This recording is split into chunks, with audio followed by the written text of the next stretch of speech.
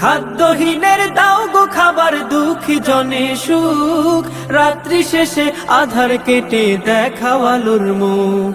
তোমার দয়ায় যাই বয়ে যায় জীবন তরি, তাই বারে বারে ওই কদমে লুটিয়ে পড়ি, তাই বারে বারে ওই কদমে লুটিয়ে পড়ি।